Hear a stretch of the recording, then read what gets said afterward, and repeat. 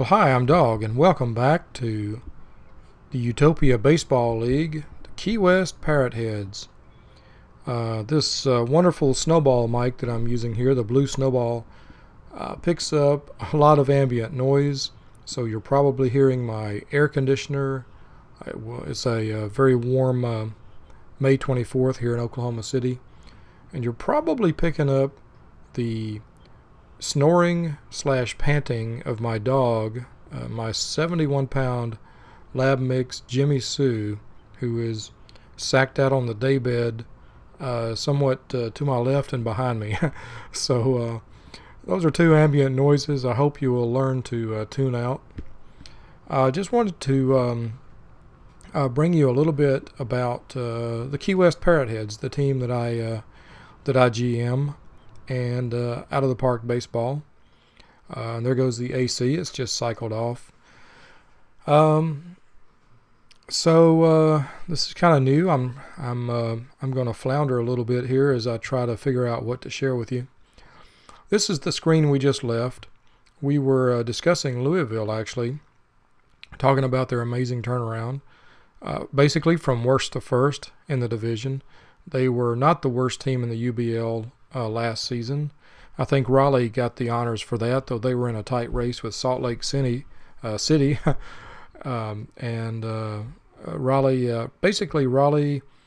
has been in an intentional tanking mode for the past few seasons in order to fatten up their roster with first-round picks, high first-round picks. In fact, 1-1 picks, the very first pick in the draft. Their GM, Yankee Kane, has a great endurance for lousiness, and he's got his sights on the future. He's got his eyes on the prize.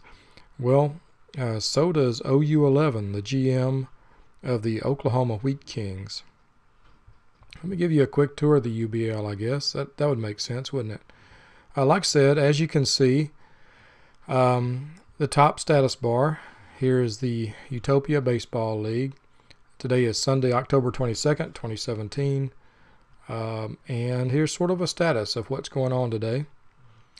UBL menu, here's the league menu. And by the way, if you're interested in the AAA, AA, and single A affiliates, here's where it would be. Excuse me, I feel a little bit of a hoarseness coming on.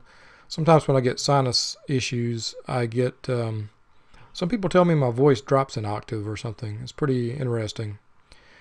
Special events. We're in the off season. Here's the off season center. Here you see a list of the top 25 free agents, reverse sorted by contract demand, or I should say sorted by contract demand. Denny Hunt is interested in playing for our club next year. Denny actually was with us for part of last year. We got him at the trade deadline at the 11th hour, literally, in a fast and furious trade with Winnipeg, in a last-ditch attempt to bolster the hitting and also the defense on our club.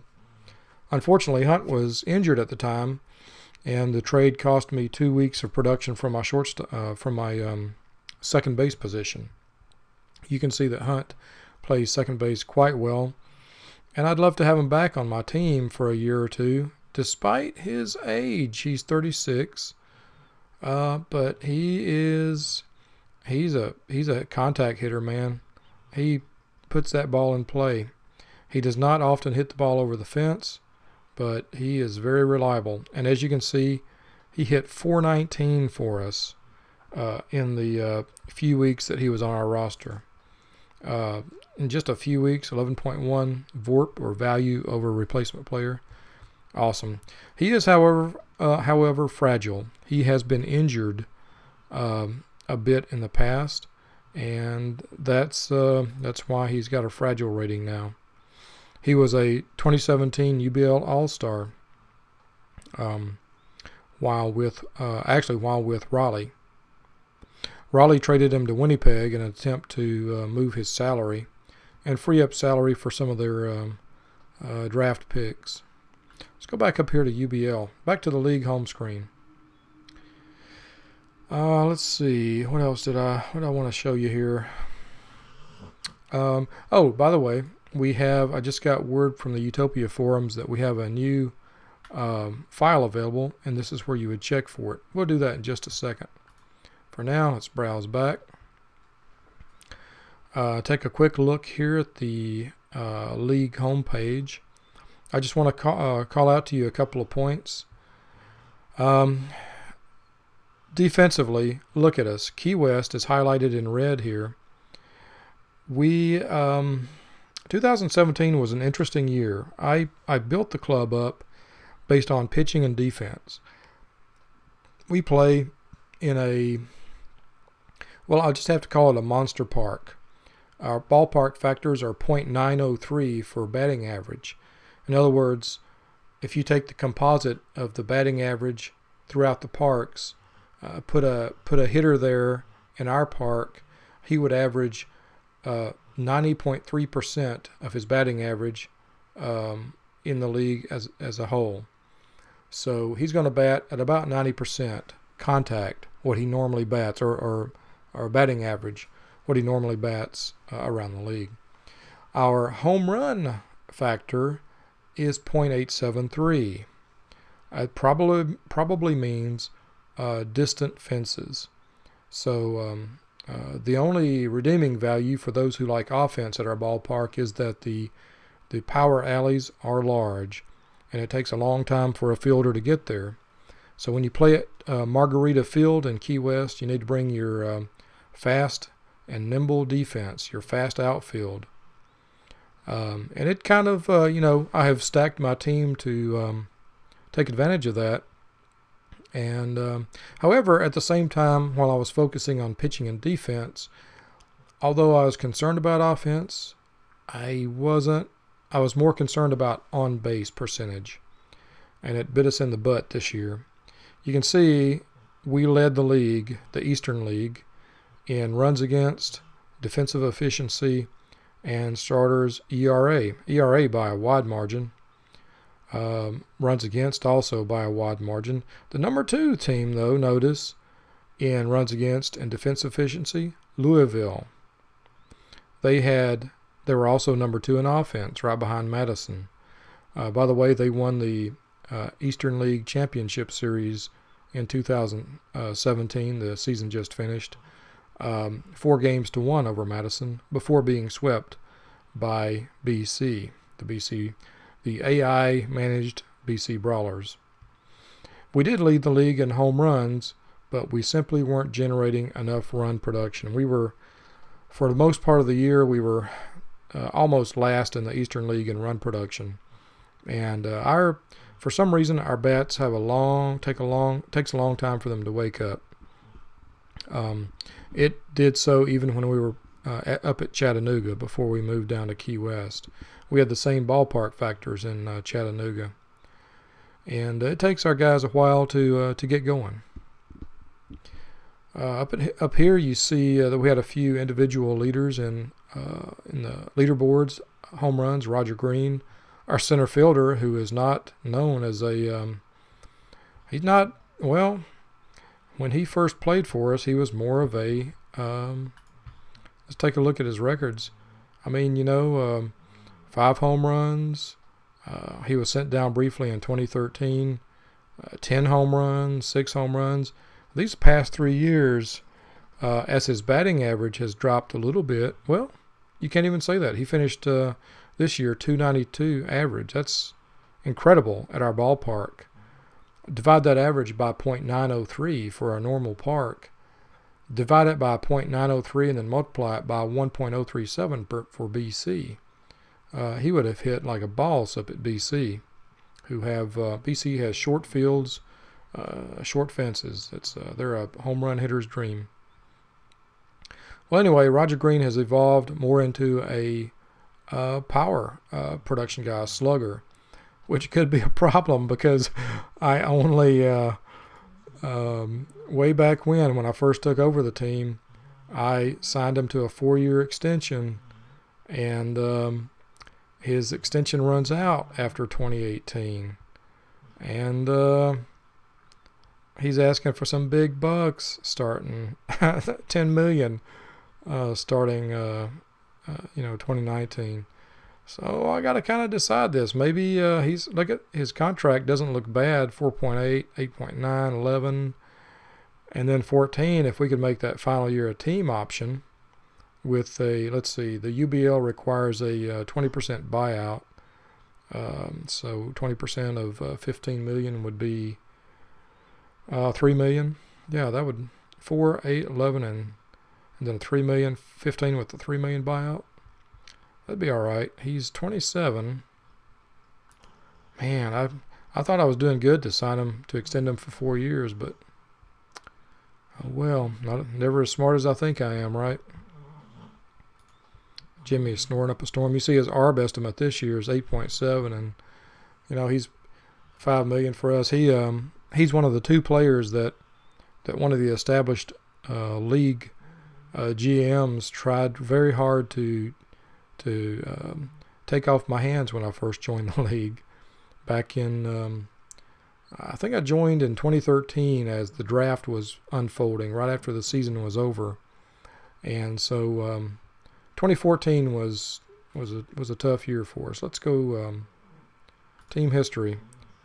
I took over at the end of 2013 and we were in good shape. I thought I made a few changes, and you can see I got us to the worst record by far in our history, 49-71. It was bad. 22 games under. 22 games under. Well, you can't really say 22 under 500, right? But 11 under 500, something like that. I mean, if we had won 11 more, we would have finished at and lost 11 less. We would have finished at 500. That's what I'm trying to say. But it was a dismal season, any way you slice it. And but during that season, I started taking steps to turn us around. That's when I learned about our ballpark and what an amazing place it is and a unique place it is around the UBL. So anyway, back to old Roger Green. This guy just keeps on keeping on. Look at that. Still got an 80 rating in center field. Our what season was it? I guess 2014 was the season that we really tanked it. He went out in June, I think. Let's go look at his history. He had a season-ending injury, July 4th. Broken bone is 8 months. That crushed us right there. That sent us right into the tank. We were holding our own about 500 up before then, but losing Green pretty much killed the season. And now he has the dreaded fragile tag. He had a great, as you can see though, 432 at-bats, 116 games. He only rested 4 games in 2017. We play an abbreviated season in the UBL to keep things moving. And there's talk in the rules thread of changing that and extending the season. Roger, he is something else. His home run power continues to increase. He's 27. He's just hitting his prime. He's still a 5-star player, and this guy has been solid gold for us. I've never had to worry about center field. Let me go ahead and introduce you to the rest of our outfield while I'm here. Roster. Let's go with all outfielders.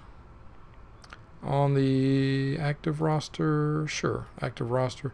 What about 40-man? Is it any different? Yeah, a little bit different on our 40-man roster. So you met Roger Green. Here's Rodney Duncan. Rodney Duncan came to us via a big trade with BC the end of 2015. He did not have exactly a 2016 for the record books. And the big thing was in garbage time with only, I think it was the next to last day of the season in 2016, torn labrum, 7 to 8 months. Man, that really sucked. And we started the season without him. You can see in January, he suffered a setback in his recovery. Another 4 months. Yeesh. And then scratched cornea. 1 to 2 weeks, another week. Yeah, he missed some time with us. However, Duncan's going to be good. You can see June 1st of 2016, he was Rookie of the Month. This guy, he could be good for us. He's lost a little gap power, which I would rather him lose home run power than gap power, because gap power is big in Margarita Field. He was a 5-star potential player and a 3.5-star current player when he came to our roster. And he's dropped in his potential, but increased to where he is basically fully matured now at the age of 25. Duncan will need to be renewed after this year. He has 1 year and 131 days of service. Next year, he could be a Super 2. He could be in the top 22% of the second-year players. And he's not going to be cheap. Well, $5 million for him, that's not bad. That's not bad at all. Anyway, Duncan, I'm very glad to have gotten Duncan. As you saw, what he cost us was well, you can't see all of it. He cost us our first-round pick plus second baseman Fernando Nunez. Nunez has emerged at BC. He's now on the pro roster. He's emerged, and he got a little bit of play in the final parts of the season. He's emerged as a power threat at BC, and you can see with this kind of power rating, he probably is a good player for them to have. But for me and Key West, he does not have the contact and the avoid K and the I rating to really, do much for our club. Yeah. But excellent defensive infielder. He's durable. He's very rarely injured. So, yeah, it was a good trade for BC. Duncan was surplus for them. He was a former first-round pick back in 2013. 2013, 2014 were great drafts and very deep and rich drafts. And actually, 2017 turned out that way too. So, there's Rodney Duncan. He plays, he's been playing right field for us, but Ramiro Gomez has had some injury issues. And here, let's go up to transactions, the DL. Here is old Ramiro Gomez. Age 32, he's our slugger. He also hits for contact, although his contact rating has dropped a bit. This guy's a smart hitter. He only hit, he was in a season-long slump for us, though. And I don't know why, but he has been the boss in years past. You can see he was brought up. Actually, he was probably pretty much well into the roster when the league started in 2012. A great OBP rating. Look at that, approaching 400 in all prior years. He even made 332 this year. So this guy's good. He's patient. He doesn't strike out too much. He's got fewer strikeouts than hits this year, even though he had a down year. He had almost twice as many hits as strikeouts last year.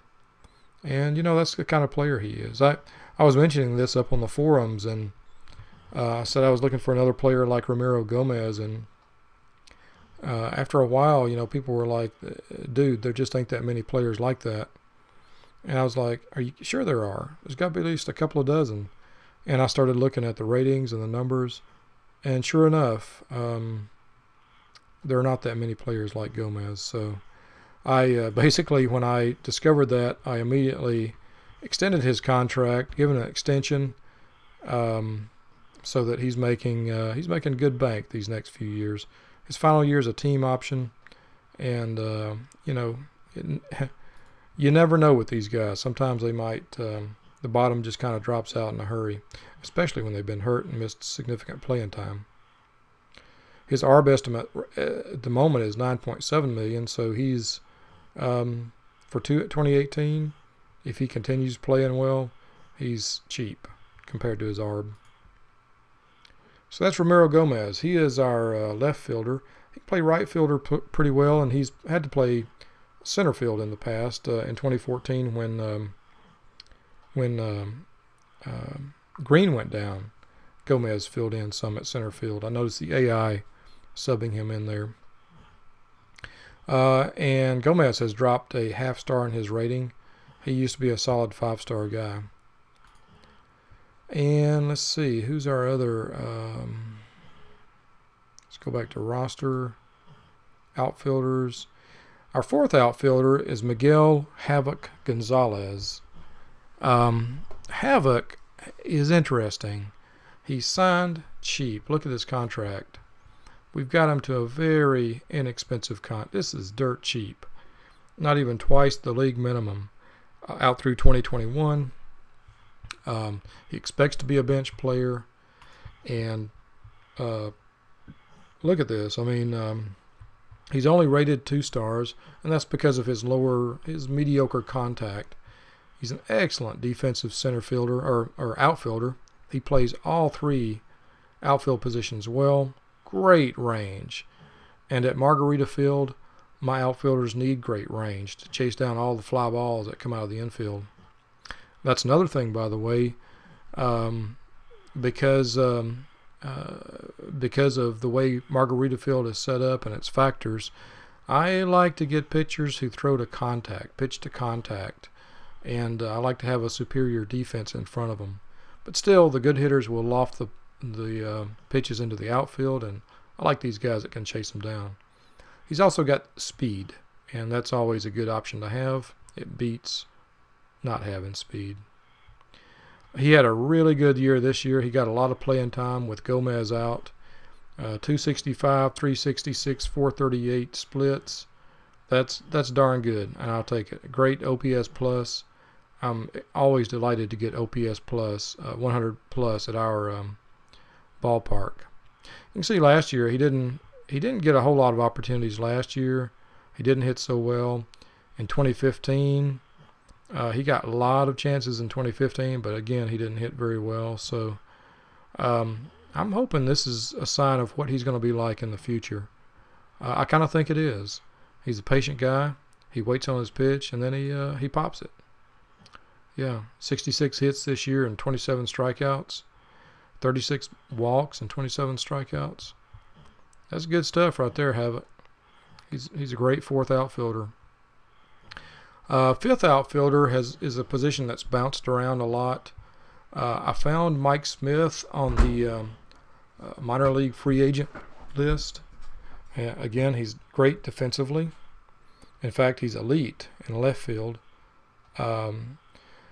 He has great eye. He has a good eye and great avoid K. That's what drew my eye to him. He doesn't have a great contact rating, but he is a hard guy to get out. So, and in, let's see, where is it? Well, 2016, he did not have great numbers on our UBL club, but I think the potential is there. Matt Wells, I found him at the same time, and I think he's almost a clone. He plays all outfield positions extremely well. Good speed, and again, decent eye, great avoid K. And I'm going to pause this and be right back. If I can remember how to pause it. F8, I think.